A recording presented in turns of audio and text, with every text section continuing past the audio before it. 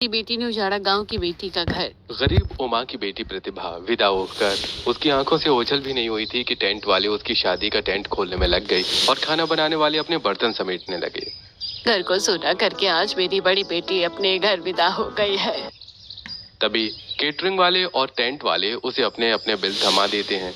उमा अपने keypad phone से अपनी छोटी शहरी बेटी पूनम को कॉल लगाती है। हेलो पूनम बेटा, तेरी गरीब बहन तो विदा होकर अपने ससुराल चली गई, पर तू अपनी सगी बहन की शादी में भी नहीं आई। क्या करूं माँ, मैं तो आना चाहती थी लेकिन मुझे ऑफिस से छुट्टी ही नहीं मिली। हाँ बेटा मैं जानती हूँ, पर तेरे ही भरोसे तो मैंने इतने धूमधाम से और कर्ज लेकर अपनी गरीब बेटी की शादी की है। अब इतना सारा कर्जा मैं कैसे उतारूंगी। माँ आप बिल्कुल चिंता मत करो, मैं अभी अपने अकाउंट से आपके अकाउंट में पैसे ट्रांसफर कर रही हूँ। आप सारा कर्जा चुका दो और अपनी सेहत का ध्यान रखना। कुछ देर और बात करने के बाद उमा फोन डिस्कनेक्ट करके पैसे ट्रांसफर कर देती है और उमा अपनी शहरी बेटी के भेजे हुए पैसों से उमा सारा कर्जा उतार देती है। अगले दिन तक उसकी गांव की बेटी प्रतिभा के मध्यम वर्गीय लेकिन साफ सुथरे शहरी ससुराल में उसकी सारी रस्में हो चुकी थी। शादी की अगली सुबह जब उसका पति अविनाश सोकर उठता है और देखता है कि उसके ऑफिस के कपड़े प्रेस हुए बेड के साइड टेबल पर रखे हैं और उसके जूते भी पूरी तरह साफ टेबल के नीचे रखे हुए हैं तो अरे वाह, सुबह सुबह ये सब किसने किया? जिसने भी किया बहुत अच्छा किया, बहुत अच्छा किया। तभी प्रतिभा सिर पर लंबा घूंघट काढ़े, माथे पर लंबा सिंदूर लगाए, पैरों में भारी बिछिया और मोटी पायल, कमर में चांदी का कमरबंद बांधे देहाती अंदाज में धीरे धीरे पैर बढ़ाती हुई हाथ में चाय का कप लिए कमरे में आती है और कप अविनाश की तरफ बढ़ा देती है। ए जी चाय पी लीजिए, गरम गरम है। अविनाश मुस्कुराता है और चाय का कप लेकर साइड टेबल पर रख देता है। वो आगे बढ़कर प्रतिभा का हाथ पकड़ता है और उसे अपनी तरफ खींचकर गले से लगा लेता है, हड़बड़ाकर खुद को छुड़ाने की कोशिश करते हुए। ये क्या कर रहे हो जी, छोड़िए हमें। अरे अपनी पत्नी को प्यार कर रहा हूँ और क्या कर रहा हूँ, शर्मा कर इधर उधर देखते हुए। छोड़िए भी, कोई आ जाएगा तो क्या सोचेगा, देख लेगा कोई। तो देखने दो ना, हम दोनों पति पत्नी हैं, कोई गैर थोड़े हैं जो डरे। नहीं नहीं छोड़िए मुझे, हमें बहुत शर्म आती है। प्रतिभा हाथ झटक कर तेजी से कमरे से बाहर किचन की तरफ भाग जाती है। अविनाश मुस्कुराते हुए उसे देखता रह जाता है। प्रतिभा के चाल चलन, बात करने के तरीके और पहनावे में उसके गांव के होने की झलक दिखती थी, लेकिन वो एक आदर्श संस्कारी बहू की तरह पूरे घर का ख्याल रखती, घर को चमका कर रखती, सास ससुर की सेवा करती और अपने पति का सम्मान करती। लेकिन उसके पति को उससे कुछ और भी उम्मीद थी। अविनाश हॉल में या कमरे में उसका हाथ पकड़ने की कोशिश करता तो प्रतिभा तुरंत उसका हाथ झटक देती। छोड़िए जी, कोई देख लेगा, ये सब काम बेडरूम में शोभा देते हैं या नहीं। पर जब रात को अविनाश बेडरूम में जाता है तो प्रतिभा दिन भर के काम से इतनी थकी होती है कि बेड पर जाते ही सो जाती है।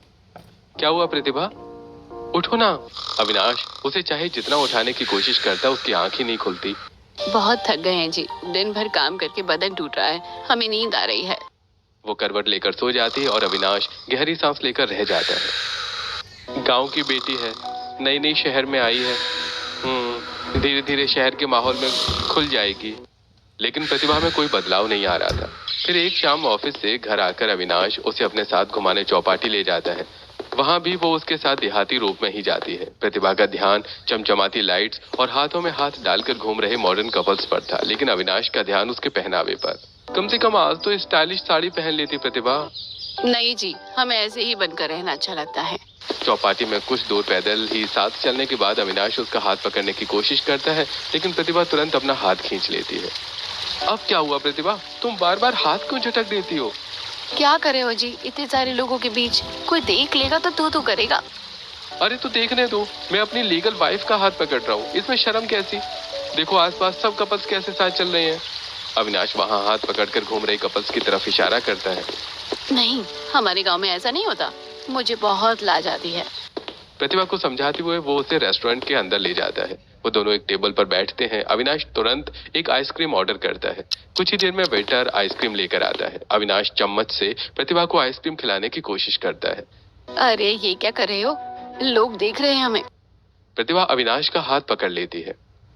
यहाँ पर हर कोई अपनी लाइफ में बिजी है प्रतिभा, किसी को किसी की परवाह नहीं है। नहीं, आप इसे पैक करवा कर घर ले चलिए, हम घर में खा लेंगे। आखिर तुम्हारी प्रॉब्लम क्या है? इतने दिनों से देख रहा हूँ, न मैं तुम्हारा हाथ पकड़ सकता हूँ, न तुम्हें प्यार कर सकता हूँ। जब भी करीब आता हूँ तुम बहाने लगाने लगती हो। थोड़ा धीरे बोलिए, लोग हमारी बातें सुन रहे हैं। अविनाश गुस्से में उठ जाता है और दोनों बिना कुछ खाए ही चुपचाप घर लौट जाते हैं। अविनाश के समझाने का प्रतिभा पर कुछ असर नहीं हो रहा था, जिस वजह से दोनों पति पत्नी के बीच तनाव बढ़ने लगा था, जो प्रतिभा के सास ससुर नोटिस कर रहे थे।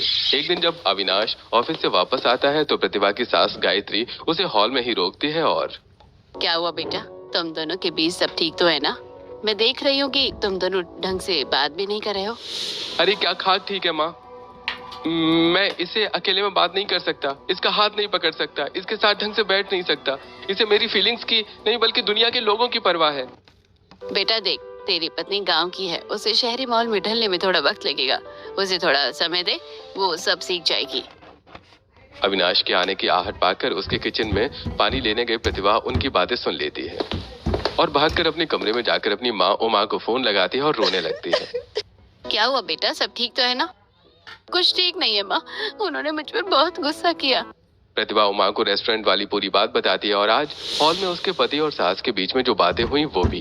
देख बेटा, वो तुम्हारा पति है, तुम्हें उनके रंग में ढलना होगा, उन्हें प्यार देना होगा। वो गलत नहीं कह रहा, तुम गांव में रही हो ना, इसलिए तुमको थोड़ा अजीब लगता है। हाँ माँ, मुझे बहुत शर्म आती है। ठीक है, थोड़ा टाइम ले, पर जैसा तेरा पति बोले वैसा करने की कोशिश करना। प्रतिभा को समझाकर उमा फोन रख देती है। ऐसे 1-2 दिन बीत जाते हैं। फिर तीसरे दिन अविनाश जब ऑफिस से लौट कर आता है तो कमरे में प्रतिभा को एक बैग देता है। ये क्या है? अरे खोल कर तो देखो। प्रतिभा बैग खोलती है तो उसमें एक मॉडर्न नाइट ड्रेस होती है। इसे पहनकर बताओ तो जरा कैसी लगोगी? प्रतिभा नाइट ड्रेस फेंक देती है। राम राम, नहीं नहीं, मुझे बहुत शर्म आती है, मैं ये नहीं पहनूंगी। देखो, ये पहनकर तुम्हें सिर्फ कमरे में रहना है, बाहर नहीं जाना है। नहीं नहीं, मुझसे ये नहीं होगा। इतना बोलकर प्रतिभा कमरे से बाहर भाग जाती है। अगली सुबह जब अविनाश ऑफिस जाने के लिए रेडी हो रहा था तब प्रतिभा उसके लिए चाय लेकर आती है। अविनाश चाय का कप लेते हुए उसका पहनावा और बिना मेकअप का चेहरा देखता है। स्टाइलिश बनकर रहा करो प्रतिभा, थोड़ा मेकअप किया करो। मैंने गांव में कभी मेकअप नहीं किया। जैसी मैं गांव में रहती थी वैसी शहर में भी रहूंगी। मैं खुद को नहीं बदल सकती। चाय देकर प्रतिभा वहां से चली जाती है और ऑफिस के लिए रेडी होकर अविनाश ऑफिस निकल जाता है। ऑफिस पहुंचकर अविनाश हमेशा की तरह वहां लव बर्ड्स कलीग्स को एक दूसरे के साथ हंस कर बातें करते हुए देखकर ख्यालों में खो जाता है। तभी उसका कलीग कम फ्रेंड शुभम उसके पास आता है। अरे अविनाश, अभी तो तुम्हारी नई नई शादी हुई है और तुम ऑफिस के लड़कियों को ताड़ रहे हो। हाँ, नई नई शादी भाई, इससे अच्छा होता कि मेरी शादी ही नहीं हुई होती। अरे क्यों, ऐसा क्या हो गया? अरे क्या बताऊं यार, बहुत बड़ी प्रॉब्लम है। मेरी कोई गर्लफ्रेंड नहीं थी तो मैंने सोचा कि शादी के बाद अपनी वाइफ के साथ वो सब करूंगा जो लोग गर्लफ्रेंड के साथ करते हैं। घूमूंगा, रोमांस करूंगा। पर मेरी वाइफ तो ऐसी निकली जिसे पत्नी होने का मतलब सिर्फ अच्छा खाना बनाना और चाय नाश्ता देना ही पता है, उसके अलावा कुछ नहीं। अरे तुम्हारी अरेंज मैरिज थी ना? अरे जाने दे यार उस बात को, अब जो है सो है। शुभम की बात टालकर अविनाश काम पर फोकस करने की कोशिश करता है। जैसे तैसे अविनाश ड्यूटी पूरी करके ऑफिस से थका हारा घर लौटता है और सीधे अपने बेडरूम में जाता है और बेड पर अपनी तरफ पीठ किए बैठी बेहद स्टाइलिश ड्रेस पहने लड़की को देखता है। वाओ, प्रतिभा ने खुद को बदल लिया। वो बेहद खुश हो जाता है और पीछे से जाकर उसे गले लगा लेता है। आई लव यू डार्लिंग, मुझे पता था कि तुम एक दिन मेरे लिए खुद को जरूर बदल लोगी। लड़की अचानक हड़बड़ाकर पीछे मुड़ती है। वो प्रतिभा नहीं बल्कि उसकी छोटी बहन पूनम है। अरे जीजू छोड़िए, मैं आपकी वाइफ नहीं, आपकी साली पूनम हूँ। दीदी तो किचन में है। अविनाश हड़बड़ाकर पीछे हटता है। ओह सॉरी सॉरी पूनम, मुझसे बहुत बड़ी गलती हो गई, गलतफहमी हो गई, मुझे लगा कि प्रतिभा है। अविनाश पूनम को ध्यान से देखता है। उसके खूबसूरत बाल, मॉडर्न ड्रेस और अट्रैक्टिव लुक्स देखकर वो दंग रह जाता है। दोनों सगी बहनें हैं पर जमीन आसमान का फर्क है। एक पूरी गवार और दूसरी इतनी स्टाइलिश। पूनम भी उसे बड़े गौर से देखती है। वाह, जीजू तो बड़े हैंडसम है और मैच्योर है। दीदी की किस्मत कितनी अच्छी है जो उन्हें ऐसा पति मिला। तो जीजू, मैं हूँ आपकी साली पूनम, जो शादी में नहीं आ पाई थी। शहर में जॉब करती हूँ ना, तो छुट्टी नहीं मिली थी। तब ये प्रतिभा किचन से चाय लेकर कमरे में आती है। अरे जी, आप आ गए। मिलिए, ये मेरी छोटी बहन पूनम है, शहर में नौकरी करती है। इसके बारे में बताया था ना आपको। पूनम को देखते हुए, हाँ शहर में रहती है इसीलिए इतनी स्टाइलिश और मॉडर्न है। क्या कहा जीजू आपने? हाँ नहीं नहीं नहीं कुछ नहीं। हड़बड़ाया अविनाश कमरे से बाहर निकल जाता है। उसी शाम पूरा परिवार पूनम के साथ डिनर करता है। डिनर करते हुए भी वो स्टाइलिश लुक में ही होती है और प्रतिभा अपने हमेशा वाले देहाती लुक में। उसकी नंद उन दोनों को साथ में देखती है और वैसे ये दोनों हैं तो सगी बहनें, लेकिन दोनों को देखकर कोई कह नहीं सकता कि दोनों सगी बहनें हैं। दोनों में जमीन आसमान का अंतर है। हाँ रीना, दीदी गांव में रही है ना, इसलिए वो वैसी ही है, गांव की बेटी। और माँ ने मुझे पढ़ने के लिए शहर भेज दिया, इसलिए मुझ पर शहर का असर दिखता है। हाँ बिल्कुल, इंसान को माहौल के हिसाब से ढल जाना चाहिए, हमेशा एक जैसा लकीर का फकीर बनकर नहीं रहना चाहिए। अरे पूनम देखो, तुम्हारे जीजू मुझे ताना मार रहे हैं। अब तुम ही बताओ, मुझ में क्या कमी है? मैं जैसी हूँ वैसी ही क्यों नहीं रहूं? दीदी, जीजू सही कह रहे हैं, इंसान को वक्त के साथ बदलना चाहिए, नहीं तो वक्त इंसान को बदल देता है। प्रतिभा के ससुराल वाले खाना खाकर अपने अपने कमरे में चले जाते हैं और प्रतिभा झूठे बर्तन समेटने लगती है। दीदी, मेरी सोने और रहने की व्यवस्था कहाँ है? मुझे यहाँ कुछ दिन रुकना है।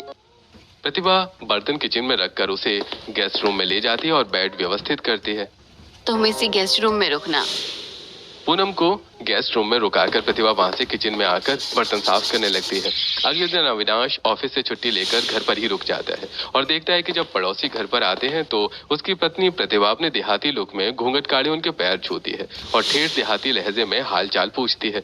वहीं पूनम मॉडर्न तरीके से उनसे हाथ मिलाती है और सबसे मॉडर्न तरीके से बात करती है। पड़ोसियों के चले जाने के बाद अविनाश प्रतिभा को कमरे में ले जाता है। मैंने तुम्हें कितनी बार बोला है कि मेहमानों के सामने इस तरह गवारों की तरह मत पेश आया करो, थोड़ा शिष्टाचार सीख लो अपनी बहन से।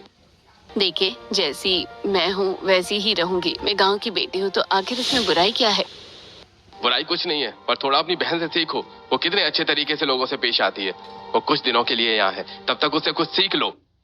प्रतिभा गुस्से में पैर पटकती हुई किचन में चली जाती है। उसके किचन में पहुंचने से पहले ही उसकी बहन पूनम वहां जाकर रसमलाई बनाने की तैयारी कर चुकी थी। दोनों बहनें रसमलाई बनाकर हॉल में ले जाकर टेबल पर रखती हैं। प्रतिभा तो आदतन चुपचाप खड़ी हो जाती है, लेकिन पूनम चम्मच में रसमलाई लेकर जबरदस्ती सोफे पर बैठे अविनाश को खिलाने की कोशिश करती है। जीजू, जरा चक्कर बताओ तो, रसमलाई कैसी बनी है? अविनाश पूनम की इस गर्मजोशी और नजदीकी से थोड़ा असहज पर अंदर से खुश होता है और पूनम का हाथ पकड़कर रसमलाई खाता है। अरे, टेस्ट तो ठीक ठाक ही था, पर तुम्हारी उंगलियों को छूते ही इसका स्वाद 100 गुना बढ़ गया। ओहो, ये बात है, तो इसी बात पर अपनी इस प्यारी साली को पूरा शहर घुमा कर लाइए। ठीक है, बिल्कुल चलेंगे। अच्छा, साली को घुमाने ले जाओगे और अपनी पत्नी को घर पर छोड़ दोगे? ठीक है, तुम भी चलो, हम तीनों चलेंगे। अविनाश और पूनम दोनों मॉडर्न और मैचिंग कपड़ों में और प्रतिभा भारी साड़ी और गहनों में एक साथ घर से निकलते हैं। अविनाश उन दोनों को पार्क में ले जाता है। पार्क में चलते वक्त पूनम अविनाश के काफी चिपक कर और उसका हाथ पकड़कर चलती है और प्रतिभा उनके पीछे पीछे। पूनम, ये क्या बदतमीजी है? तुम जीजू से ऐसे चिपक कर क्यों चल रही हो? लाज शर्म नहीं है क्या? लोग देखेंगे तो क्या कहेंगे? दीदी, तुम सच में पागल हो। लोगों के पास इतना फालतू टाइम नहीं है कि वो दूसरों की लाइफ देखे, और अगर किसी को देखना भी है तो देखने दो। ये मेरे जीजू है, कोई गैर नहीं। अगर किसी को कोई आपत्ति होगी वो खुद जवाब मैं दे दूंगी।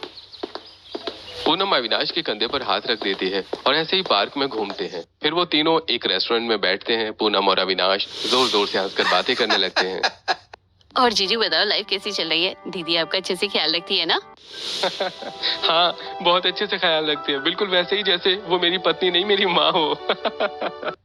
पूनम और अविनाश दोनों ठाका मारकर हंसने लगते हैं। थोड़ा धीरे बात करो, आसपास के लोग सुन रहे हैं। तुम्हें इससे क्या दिक्कत है? सुनने दो ना, हम बस बातें ही तो कर रहे हैं। वो तीनों वहां स्नैक्स खाकर एक शॉपिंग मॉल में पहुंचते हैं। वहां पूनम कई मॉडर्न ड्रेसेस ट्राई करती है और ट्रायल रूम से निकलकर अविनाश को दिखाती है। जीजू बताओ, ये ड्रेस मुझ पर कैसी लग रही है? अविनाश उसे देखता रह जाता है। काश मेरी माँ ने मेरे लिए पूनम को चुना होता, इस गवार प्रतिभा को नहीं। क्या हुआ जीजू, कहाँ खो गए हो? कहीं नहीं, ये ड्रेस तुम्हारे लिए ही बनी है। अविनाश उन तीनों को घुमाकर और शॉपिंग करवाकर वापस घर ले आता है। कुछ दिन रुककर पूनम वहां से जाने के लिए अपना बैग हॉल में लेकर तैयार खड़ी है। वहां मौजूद अपनी बहन और जीजू से गले लगकर इमोशनल हो जाती है। जीजू, आपके साथ बिताए ये दिन बहुत अच्छे थे। दीदी जीजू का ख्याल रखना, और जीजू आप भी दीदी का ध्यान रखना। पूनम, जा रही हो तो अपना नंबर तो देती जाओ, कभी कभी हालचाल पूछ लिया करूंगा। अरे हाँ जीजू, मैं तो भूल ही गई थी। दोनों अपना नंबर एक्सचेंज करते हैं। फिर पूनम मुस्कुराते हुए वहां से चली जाती है। पूनम के जाने के बाद प्रतिभा वैसी ही रही, उसमें कोई बदलाव नहीं आया। अविनाश ऑफिस से जब भी देर से घर आता और हॉल में खाना खाने बैठता तो प्रतिभा उसके पास बैठकर घर की चुगलियां शुरू कर देती। देखो जी, तुम्हारी छोटी बहन रीना मेरे काम में हाथ नहीं बटाती। कॉलेज से आती है और अपने फोन में व्यस्त हो जाती है। सारा बोझ मुझ पर ही है। देखो, मैं दिन भर का थका हारा खाना खा रहा हूँ, थोड़ा चुप रहो। ये फालतू बातें बाद में भी हो सकती हैं।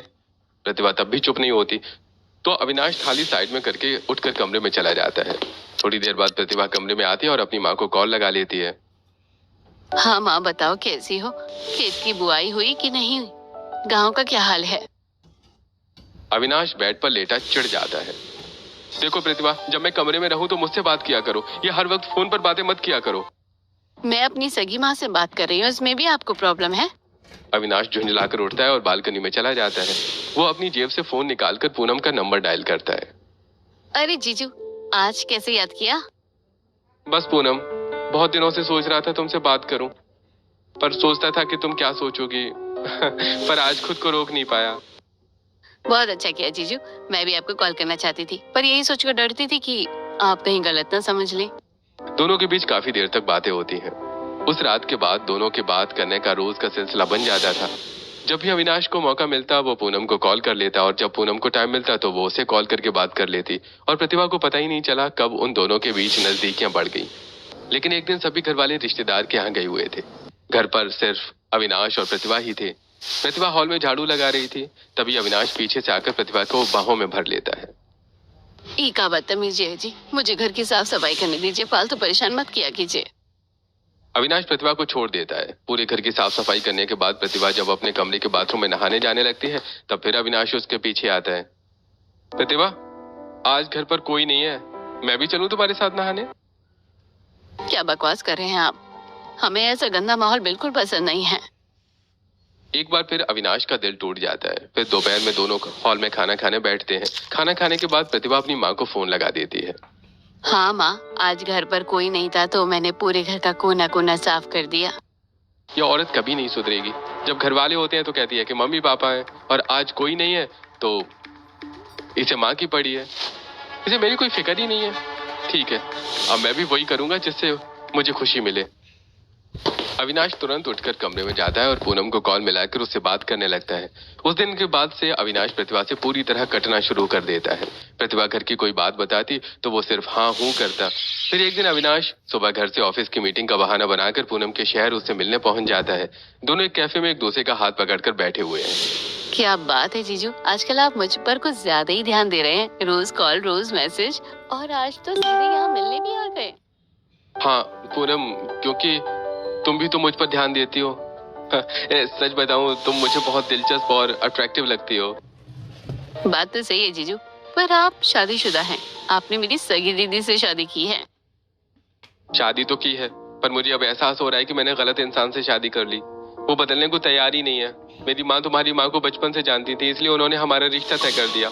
मुझे लगा था कि मैं उसे शहर के हिसाब से ढाल लूंगा, पर वो तो गवार की गवार ही रहना चाहती है। मुझे जो प्यार पत्नी से चाहिए था वो मुझे तुमसे मिल रहा है। अविनाश का हाथ चूमते हुए। कोई बात नहीं अविनाश जी, अगर दीदी आपका ख्याल नहीं रख सकती तो मैं आपका ख्याल रखूंगी। पूनम से पहली मुलाकात के बाद अविनाश वापस घर लौट आता है, लेकिन उसका दिल उसी के पास रह जाता है। अब प्रतिभा चाहे जैसे कपड़े पहनती, जिस भी तरीके से रहती या जैसे बात करती, अविनाश को उससे कुछ फर्क नहीं पड़ता और कुछ नहीं कहता, क्योंकि अब वो उस पर ध्यान ही नहीं देता था। कुछ हफ्ते बीत जाने के बाद एक रात छत पर जाकर अविनाश पूनम को कॉल करता है। अविनाश, आखिर कब तक ऐसे चलेगा? आप कब तक मुझसे ऐसे छुप छुप कर मिलते रहेंगे, बात करते रहेंगे? मुझे ये सब दूरी बर्दाश्त नहीं होती है। मैं भी यही सोच रहा था पूनम। अब मैं एक काम करता हूँ, मैं अपना ट्रांसफर तुम्हारे ही शहर में करवा लेता हूँ। हम दोनों एक ही फ्लैट में साथ रहेंगे। अगले कुछ ही दिनों में अपने प्लान के मुताबिक अविनाश पूनम के शहर में ट्रांसफर ले लेता है और ऑफिस से घर आकर अपने कमरे में अपना बैग पैक करने लगता है कि तभी वहाँ प्रतिभा आती है। और क्या हुआ जी, कहीं जा रहे हो क्या? हाँ, मेरा दूसरे शहर में ट्रांसफर हो गया है, मैं वहीं शिफ्ट हो रहा हूँ। पर आपने मुझे पहले क्यों नहीं बताया? बस अब बता दिया ना, मम्मी पापा को बताया है। अब मैं निकल रहा हूँ। अविनाश अपना बैग उठाता और बिना मुड़े घर से निकल जाता है। अब प्रतिभा अविनाश को जब भी फोन लगाती है उसका फोन बिजी ही जाता, क्योंकि ऑफिस टाइम में भी वो पूनम से ही कॉल पर बात करता रहता। प्रतिभा पूनम को भी कॉल करती, लेकिन उसका कॉल भी बिजी रहता। अजीब बात है, दोनों का फोन एक ही समय पर बिजी आ रहा है। जरूरी ऑफिस के काम से बात कर रहे होंगे, और शायद पूनम माँ से बात कर रही होगी। ये सोच ही रही होती है कि तभी उसकी माँ उमा का फोन आ जाता है। माँ, आप अपनी पूनम से बात कर रही थी क्या? नहीं तो बेटी, बहुत दिन हो गए हैं, मेरी उससे कोई बात नहीं हुई। क्यों, क्या हुआ? कुछ नहीं माँ, बस उनका ट्रांसफर हो गया, वो दूसरे शहर चले गए हैं। मेरा यहाँ मन नहीं लग रहा है। कोई बात नहीं बेटा, दामाद जी को पहले वहाँ सेटल हो जाने दे, फिर तू भी वहाँ शिफ्ट हो जाना। Color block sneakers. प्रतिभा कई दिनों तक अविनाश से बात करने की कोशिश करती रही, पर वो उससे ठीक से बात नहीं करता। फिर एक शाम प्रतिभा पूनम को वीडियो कॉल करती है। पूनम गलती से वीडियो कॉल उठा लेती है। हेलो पूनम, कैसी है? तू क्या कर रही है? हाँ दीदी, मैं अच्छी हूँ, बस ऑफिस से घर आई हूँ। तभी प्रतिभा कमरे के पीछे के बैकग्राउंड में अविनाश का चेहरा शर्टलेस हालत में हल्का सा देखती है। ये क्या पूनम, तेरे पीछे वो जीजू थे क्या? नहीं नहीं दीदी, जीजू यहाँ कैसे हो सकते हैं? वो तो किसी दूसरे शहर में है ना। तुम्हारा वहम है। मैं फोन रखती हूँ, मुझे काम है। पूनम तुरंत फोन काट देती है। पूनम को तो कभी बताया ही नहीं था कि उसके जीजू का ट्रांसफर हो गया है और वो दूसरे शहर में है। फिर पूनम को कैसे पता चला? प्रतिभा के दिमाग से ये बात निकल ही नहीं रही थी। ऐसे ही कई दिन और गुजर जाते हैं। प्रतिभा बार बार कॉल करके अविनाश से बात करने की कोशिश करती, लेकिन वो उसे हर बार इग्नोर कर देता। फिर एक शाम ऑफिस से पूनम के साथ लौटकर जैसे ही अविनाश फ्लैट में पहुंचता है, प्रतिभा का कॉल आ जाता है। गुस्से में अविनाश कॉल रिसीव करता है और क्यों बार बार फोन करके परेशान करती हो प्रतिभा, मुझे काम है। तभी उसके पास खड़ी पूनम। अरे जान, आप किससे बात कर रहे हो? ये किसकी आवाज थी? कोई लड़की बोल रही थी आपके पीछे से? अब किसी की नहीं, तुम्हें गलत फहमी हुई है, रखो फोन। अविनाश हड़बड़ाकर फोन कट कर देता है। अपने कमरे में बिस्तर पर बैठी प्रतिभा फोन साइड में रखती है और उस दिन वीडियो कॉल में भी पूनम के घर उनका चेहरा दिखा। आज फोन पर पूनम की आवाज आई। दाल में कुछ काला है, पूरी दाल काली है। मुझे खुद जाकर सच्चाई का पता लगाना होगा। अगले दिन सुबह प्रतिभा बिना किसी को बताए पूनम के शहर उसके फ्लैट पर पहुंच जाती है। वो सीधे अंदर जाती है। ऑफिस जाने के लिए तैयार पूनम उसे अचानक सामने देखकर हड़बड़ा जाती है। दीदी, तुम यहाँ अचानक क्यों आई? बस ऐसे ही आ गई तुमसे मिलने। पर हमें देखकर तुम इतनी हड़बड़ा क्यों गई पूनम? नहीं, मैं कहाँ हड़बड़ाई हूँ, बस ऑफिस के लिए निकल ही रही थी। देर हो रही थी, बैठो, मैं पानी लाती हूँ। प्रतिभा की नजर सोफे पर पड़ती है, जहां अविनाश की ऑफिस की टाई और उसकी शर्ट रखी है। वॉल पर अविनाश की तस्वीरें लगी देखकर प्रतिभा का दिल टूट जाता है। वो तुरंत अविनाश को फोन लगाती है। अविनाश बेडरूम से बाहर निकलता है और इस बात से बेखबर कि प्रतिभा उसके सामने ही खड़ी है, फोन डिस्कनेक्ट कर देता है। अपने सामने अविनाश को खड़ा देखकर प्रतिभा फूट फूट कर रोने लगती है। आखिर क्यों किया आपने मेरे साथ ऐसा? हमारी ही सगी बहन के साथ मिलकर हमें धोखा दे दिया। क्या कमी थी हमारे प्यार में? अविनाश कुछ देर खामोश खड़ा रहता है और फिर कमी? अरे कमी तुम खुद हो प्रतिभा। तुम एक गांव की गंवार लड़की हो। मैंने तुम्हें कितना समझाने की कोशिश की, मॉडर्न बनने को कहा, पर तुम्हें मेरे अलावा पूरी दुनिया की फिक्र थी। तुमने कभी मुझे एक पत्नी का सुख नहीं दिया। हाँ दीदी, तुम मॉडर्न नहीं, ठेठ गांव की हो। जीजू इतने हैंडसम और मैच्योर है, तुमने कभी उनकी कदर ही नहीं करी। मुझे उनसे ये परेशानी देखी नहीं गई और हम दोनों कब एक दूसरे के करीब आ गए, हमें पता ही नहीं चला। अब जीजू मेरे साथ ही रहेंगे। प्रतिभा पूरी तरह से टूट जाती है। वो बिना कुछ कहे रोते हुए वहां से निकल जाती है और अपने ससुराल वापस आ जाती है। वो ससुराल में किसी को कुछ नहीं बताती कि वो अविनाश और पूनम से मिलकर आई है। कुछ दिन अपने पति और बहन की बातों के बारे में सोचने के बाद अपने कमरे में आईने के सामने खड़ी प्रतिभा। जैसा अविनाश जी मुझे बनाना चाहते थे, अब मैं वैसे ही बनकर दिखाऊंगी। प्रतिभा खुद को पूरी तरह बदलने का फैसला करके मॉल से शॉर्ट्स और मॉडर्न वेस्टर्न कपड़े खरीद कर लाती है और फिर एक बेहद छोटे शॉर्ट और टॉप पहनकर हॉल में आती है, जहां उसके सास ससुर गायत्री और महेंद्र बैठे हैं। अरे बहू, ये क्या बदतमीजी है? तुमने ये कैसे कपड़े पहने हैं? बहू, क्या पागलपन है ये? होश में है तू? घर की मर्यादा भूल गई है क्या? प्रतिभा कुछ नहीं बोलती, बस एक अजीब सी मुस्कान के साथ किचन में चली जाती है। अब प्रतिभा घर में मॉडर्न कपड़ों में ही रहती। फिर एक दिन घर पर पड़ोसी आए हुए थे, तभी अविनाश भी घर आता है। उसे देखकर मॉडर्न कपड़ों में प्रतिभा जबरदस्ती अविनाश का हाथ पकड़ लेती है। अरे गायत्री, तुम्हारी बहू को क्या हो गया? कैसे अजीब हरकतें कर रही है? अविनाश गुस्से से लाल पीला होकर प्रतिभा को बेडरूम में खींच कर ले जाता है। ये क्या तमाशा लगा रखा है तुमने? मम्मी पापा ने सब बताया कि तुम्हारी हरकतों के बारे में। जैसी हो वैसी बनकर क्यों नहीं रहती? क्यों जी, मैं जैसी थी वैसी रहती तो आपको पसंद नहीं आता था। आपको तो शहर की मॉडर्न लड़कियां पसंद है ना, तो मैं वैसे ही बनने की कोशिश कर रही हूँ। अब क्या परेशानी है? अविनाश समझ जाता है कि प्रतिभा ऐसा क्यों कर रही है, इसलिए वो चुपचाप वापस लौट जाता है। लेकिन अविनाश ने क्या किया है, इस बात से अनजान उसके माँ बाप प्रतिभा को माँ को कॉल करके बुला लेते हैं। वो हड़बड़ाती हुई आती है और हॉल में सब लोगों को बैठा देखती है। उमा बहन, तुम्हारी बेटी पागल हो गई है। हमने बहुत बड़ी गलती की जो गांव की बेटी समझकर इससे अपने बेटी की शादी कर दी। ये रोज घर में छोटे कपड़े पहन के तमाशा करती है। अगर ऐसा ही चलता रहा तो हम इसे घर से निकाल देंगे। बता बेटी, तू ऐसा क्यों कर रही है? क्यों अपने ससुराल वालों को परेशान कर रही है? माँ, मैं पागल नहीं हूँ। असली पागल तो आपका दामाद और आपकी शहरी बेटी पूनम है।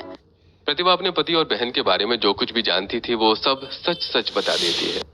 मुझे तुम्हारी बातों पर भरोसा नहीं है। मैं इस बात को नहीं मान सकती कि मेरी शहरी बेटी गांव की बेटी का घर उजाड़ सकती है।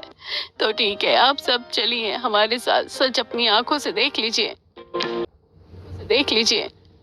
प्रतिभा उन सबको अविनाश और पूनम के फ्लैट में ले जाती है, जहां पहुंचने में शाम हो चुकी थी। तब तक वो दोनों ऑफिस से आकर हॉल में सोफे पर एक दूसरे का हाथ थामे बैठे थे। तभी महेंद्र, गायत्री, उमा और प्रतिभा एक साथ हॉल के अंदर दाखिल होते हैं। अविनाश और पूनम डरकर खड़े हो जाते हैं। मुझे लगा था कि आप बड़े संस्कारी परिवार के हैं। ऐसे संस्कार दिए आपके माँ बाप ने। आप मेरी दोनों बेटियों की जिंदगी तबाह कर रहे हैं। उमा बहन, मेरे बेटे पर उंगली उठाने से पहले अपनी इस शहरी बेटी को देखो, जिसने अपनी ही सगी बहन का घर उजाड़ दिया। उमा पूनम को थप्पड़ मारने के लिए हाथ उठाती है। नीच लड़की, तुझे शर्म नहीं आई अपनी बहन का घर उजाड़ते हुए? मौसी जी, कमी सिर्फ भैया की नहीं है। भैया ने भाभी को बदलने की कितनी कोशिश की, अपनी परेशानी बताई, पर भाभी बिल्कुल नहीं बदली। वो हमेशा गंवार बनी रही। तो भैया क्या करते? बस, आपस में बहस करने से समस्या नहीं सुलझेगी। हमें ठंडे दिमाग से सोचना होगा, वरना इन तीनों बच्चों की जिंदगी हमेशा के लिए बर्बाद हो जाएगी। इस समस्या का कोई समाधान नहीं होगा भाई साहब। हर समस्या का समाधान बातचीत से निकल सकता है। महेंद्र जी अविनाश के पास जाते हैं। अविनाश बेटा, तूने ऐसा क्यों किया? पापा, मैं सिर्फ अपनी पत्नी का प्यार चाहता था, पर इसने मुझे अच्छे खाने और साफ घर के अलावा कभी एक पत्नी का सुख नहीं दिया। मुझे जो इससे नहीं मिला वो पूनम में दिखा। पूनम, तू बता, तूने अपनी बहन के पति पर डोरे क्यों डाले? माँ, मुझे माफ कर दो। मेरा ऐसा कोई इरादा नहीं था, पर जीजू जब भी अपनी परेशानी बताते थे मैं उनकी तरफ अट्रैक्ट होती चली गई। मुझे समझ ही नहीं आया कि कब ये सब हो गया। मुझे माफ कर दो माँ, मुझे अपनी गलती का एहसास हो गया है। अविनाश के सामने हाथ जोड़कर खड़ी प्रतिभा। मुझे भी माफ कर दीजिए, मुझसे बहुत बड़ी भूल हो गई है। मैं समझती थी कि अच्छा खाना खिलाना, आपके कपड़े प्रेस करना और परिवार का सम्मान करना ही पति का प्यार होता है। पर जब आपने ये सब किया तब मुझे समझ आया कि एक पति को अपनी पत्नी का शारीरिक और मानसिक साथ भी देना चाहिए होता है। मेरे प्यार में ही कमी थी। अब इस माफी का क्या फायदा प्रतिभा? फायदा है बेटा, गलतियां सबसे होती हैं, पर गलती का एहसास होना और माफ कर देना सबसे बड़ी बात है। प्रतिभा को अपनी गलती समझ आ गई है। तुम दोनों एक दूसरे को एक और मौका दो। थोड़ा तुम बदलो, थोड़ा बहू बदलेगी। जिंदगी में थोड़ा एडजस्ट तो करना ही पड़ता है। अविनाश प्रतिभा की तरफ देखता है, उसकी आंखों में सच्चा पछतावा है। अविनाश का दिल पिघल जाता है। ठीक है पापा, अगर आप सब मुझे माफ कर रहे हैं तो मैं भी प्रतिभा को दूसरा मौका देने के लिए तैयार हूँ। पूनम प्रतिभा को गले से लगा लेती है। दीदी, मुझे माफ कर दो। मैंने तुम्हारा घर उजाड़ दिया। अब मैं खुद तुम्हें सिखाऊंगी कि मॉडर्न और स्टाइलिश कैसे बना जाता है। उसकी जरूरत नहीं है पूनम, भाभी को मॉडर्न बनाने के लिए मैं हूं ना। सब मुस्कुराते हैं और आंखों में खुशी के आंसू लिए अविनाश को साथ लिए वापस घर की तरफ बढ़ते हैं। 3 दिन बीत जाने के बाद चौथी शाम हल्की स्ट्रीट लाइट्स में हल्के मेकअप और सुंदर सलवार सूट में बेहद प्यारी लग रही प्रतिभा अविनाश के साथ अविनाश के हाथ में हाथ डाले वॉक कर रही है। बस प्रतिभा, मैं अपनी लाइफ में तुमसे यही तो चाहता था। अगर तुम ये सब पहले कर देती तो मैं कभी पूनम की तरफ आकर्षित ही नहीं होता। प्रतिभा अविनाश के कंधे पर सिर रख देती है। मुझे माफ कर दीजिए जी। अगर मैं समय रहते ये बात समझ जाती तो हमारा घर टूटने की नौबत ही नहीं आती। वो दोनों एक दूसरे की आंखों में खो जाते हैं। हर किसी का परिवार प्रतिभा और अविनाश के जैसा नहीं होता, इसलिए बहुत सी शहरी बेटियां गांव की बेटियों के घर उजाड़ देती हैं। तो यदि आप भी गांव की बेटी हो तो अपना घर उजड़ने से बचाने के लिए खुद को जरूर बदलो। ये सब क्या